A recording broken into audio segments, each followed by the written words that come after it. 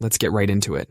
Number 10. Window pinhole. That tiny hole at the bottom of airplane windows isn't a manufacturing defect. It's a genius piece of engineering that's keeping you alive. They're actually 3 layers thick, like a glass sandwich. Between these layers, there's a sneaky little hole that does some pretty important stuff. When you're at 35,000 feet, the pressure difference between inside and outside the plane is huge. This tiny hole helps manage all that pressure by distributing it properly between the window panes. Without this hole, the inner window would have to deal with all that pressure by itself. The hole also stops your window from fogging up. It's like a tiny dehumidifier built right into your window. Without it, you'd be trying to spot clouds through a steamy shower door. This hole is so precisely engineered that it can handle temperature changes from minus 60 degrees Fahrenheit outside to a cozy 70 degrees Fahrenheit inside the cabin. It manages extreme conditions while keeping passengers safe. Number 9. Bubble wrap walls. Back in 1957, 2 guys in a New Jersey garage had what they thought was a brilliant idea. They wanted to create 3D wallpaper that would make your house look like it was designed by someone who took way too many creative pills. Their idea was simple: plastic sheets with air bubbles trapped inside to make walls look cool in 3D. But their invention turned out to be a total flop.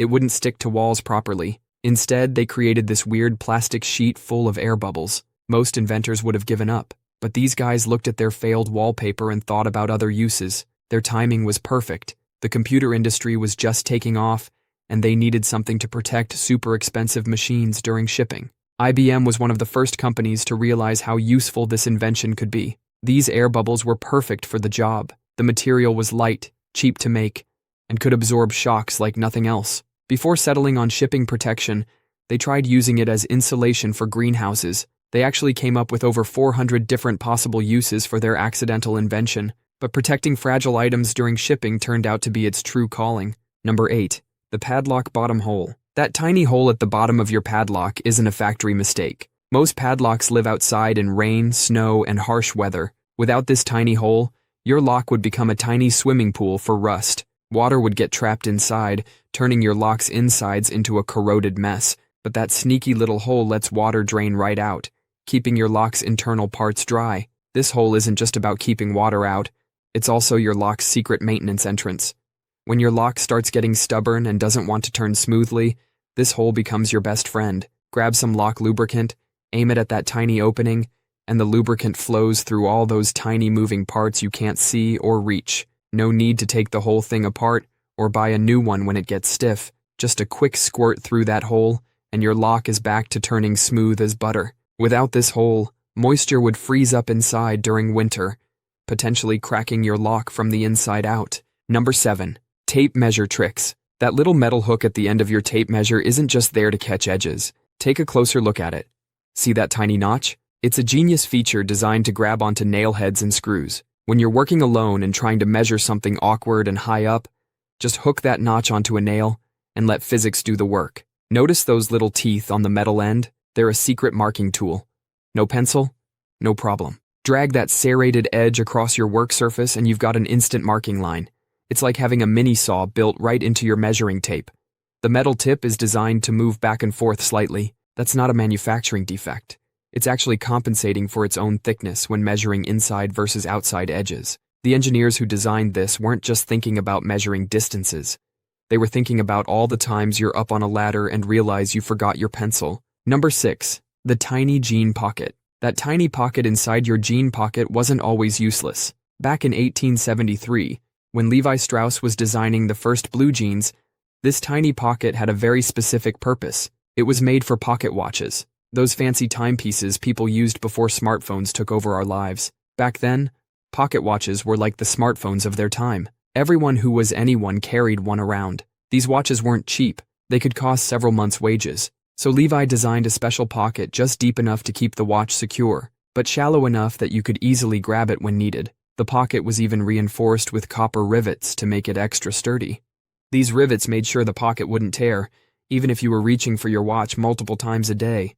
These days, we're still getting this pocket on our jeans, even though most of us haven't seen a pocket watch outside of a museum. It's like your jeans are carrying around a little piece of history. Some people use it for coins, guitar picks, or mysterious buttons. But next time you're wearing jeans, remember, That tiny pocket was once the smartphone holder of its day. Number 5. Bobby pin mystery line.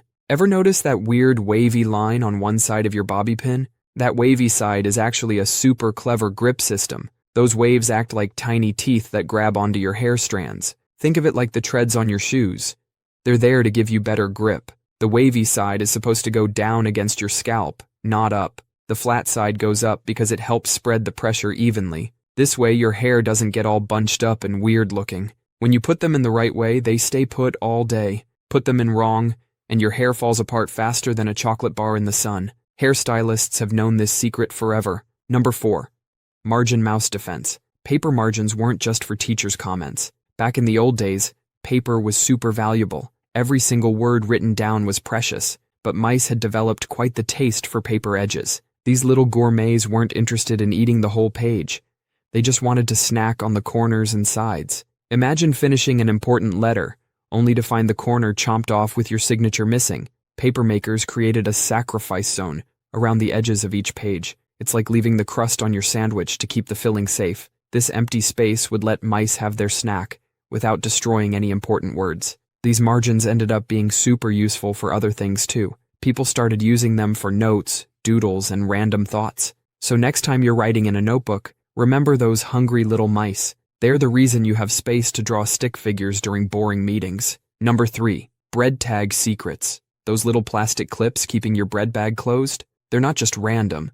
There's an urban legend that the different colored tags tell you which day the bread was made. Blue means Monday, green means Tuesday, and so on. But the real story is way more interesting. Those colors aren't about freshness at all. They help bakeries track which production line made the bread. It's like giving each assembly line its own team jersey. Some bakeries use red tags for wheat bread, blue for white bread, and yellow for specialty loaves. This helps workers quickly sort bread without reading every single label. These tiny tags are actually engineering marvels. They're designed with tiny ridges and grooves that grip the plastic bag perfectly. Too loose and your bread goes stale, too tight and you tear the bag. Those holes in the middle, they're not just for looks. They help machines grab and attach tags during high-speed production. So next time you're wrestling with that tiny piece of plastic, remember, you're holding a precisely engineered piece of bakery technology. Number 2. Play-Doh's past. Before Play-Doh was making kids happy, it had a way less fun job. It was actually a wallpaper cleaner back in the 1930s. In those days, walls were covered in coal soot because of how heating worked. A company in Cincinnati made this magic putty that could pull the black gunk right off your walls. It was basically like a giant sticky eraser for your walls. But then people started getting better heating systems. The company suddenly had warehouses full of cleaning putty that nobody wanted anymore. Then one day, a teacher noticed kids were struggling with regular modeling clay because it was too hard to squish. She looked at this wallpaper cleaner and saw potential. So she grabbed some of this wall cleaning putty and gave it to her students. The kids absolutely loved it. It was soft, squishy, and perfect for little hands to mold. The company saw this and tweaked the formula, added some fun colors. Play-Doh was born. It went from cleaning coal stains to creating dinosaurs and spaceships in kids' imaginations. The company started sending samples to schools, and word spread like wildfire. Soon, major stores wanted to stock it on their shelves. TV shows like Captain Kangaroo started showing kids all the cool stuff they could make with it. Number 1. Converse side holes. Those two little holes on the side of Converse sneakers aren't just for looks. Back in the early days of basketball, players would run for hours in hot, stuffy gyms.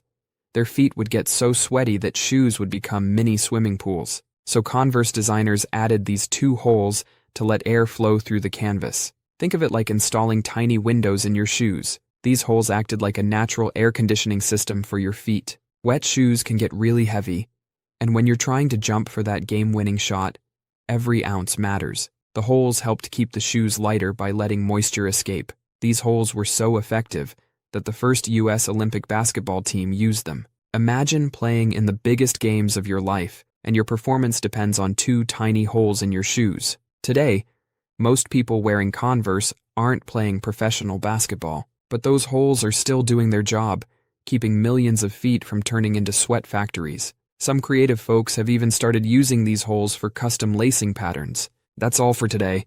I'll be making similar videos in the future. Subscribe to see them.